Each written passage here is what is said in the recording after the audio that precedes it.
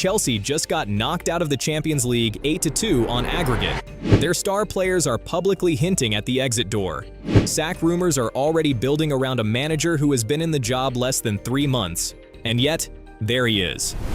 Standing calmly at a press conference, talking about summer transfers, backing his players, backing his club, and refusing to blink.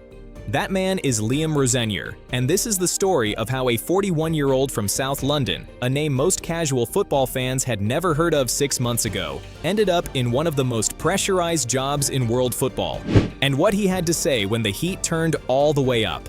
To understand why Rosenior's appointment raised so many eyebrows, you need to understand what Chelsea had become by January 2026. Since the Todd Boehly and Clearlake Capital takeover in May 2022, the club had burned through managers at a rate that would embarrass even the most impatient of boardrooms. Thomas Tuchel, gone. Graham Potter, gone. Mauricio Pochettino, gone. Enzo Maresca, gone. On New Year's Day after just 19 months in charge. 5 permanent managers in less than 4 years. The club had paid out over £36 million in compensation to sacked coaches. £36 million.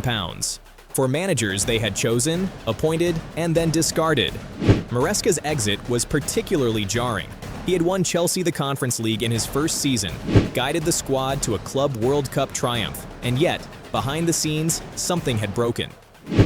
A run of 1 win in 7 league games, combined with what were described as irreconcilable tensions with the ownership, ended his tenure on the first day of the new year. Just like that. Enough for the Premier League? Was the Chelsea job too big, too soon?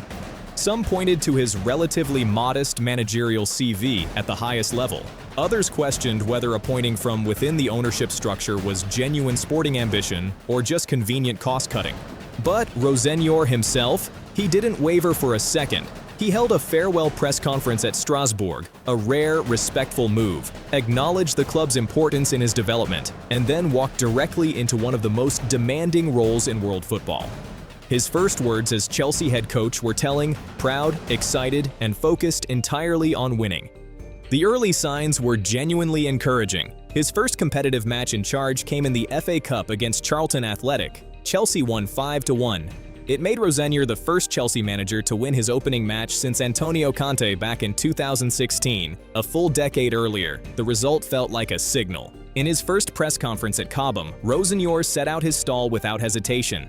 He described the potential of the squad as limitless. He said he would never cap the ambitions of his group. He spoke about the world-class players at his disposal, the hunger he had seen in training, and the responsibility he felt toward every single person connected to the club. He was articulate, passionate, and refreshingly direct. The Chelsea fan base, cautious after years of disappointment and broken promises, allowed themselves, just a little, to believe again. And then came the storm. Chelsea's Champions League campaign collapsed in the most brutal fashion possible. A 2-legged tie against PSG, the current holders, ended in an 8-2 aggregate defeat. It was not just a loss. It was an embarrassment that echoed across European football and immediately intensified every question about the club's direction, its squad, and its manager. Liam, obviously a tough night. How do you reflect on this evening and also the tie as a whole? Yeah, really difficult night. Giving the goal away so early in a tie when we knew realistically we needed to score the first goal. Just took the wind out of our sails and it gave them more energy and more confidence, and then they've scored some clinical goals in the 2 legs from outside the box. Nothing Rob can do about them. And yeah, it became a really difficult night and one we have to move from very quickly. No, we've spoken about being clinical in. How that is? Well, we missed obviously Reece. Trev, I don't know the extent of his injury. We missed Mallow. We had to make a decision on Mallow, who was in the team 3 hours before today's game, and Benny Badiashile, another defender, was really ill for this game as well. So we're going through it.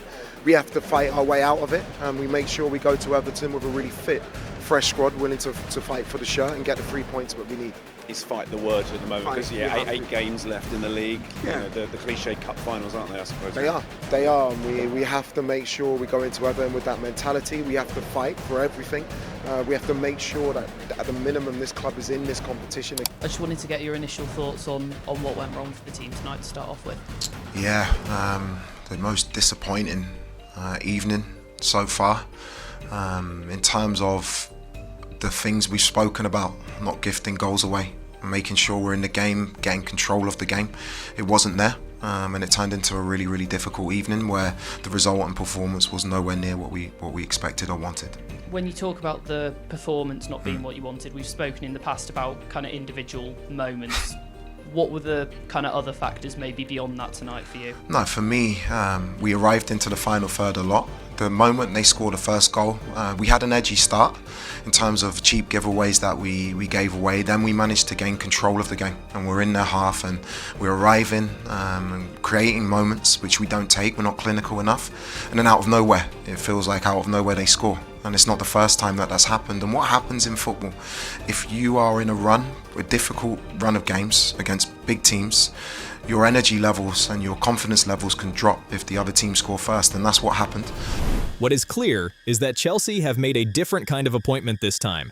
Not a trophy-laden name brought into paper over deeper cracks. Not a reactive panic hire. A young black British manager with a long contract, a clear footballing philosophy, and an unusual willingness to speak honestly about the difficulties in front of him.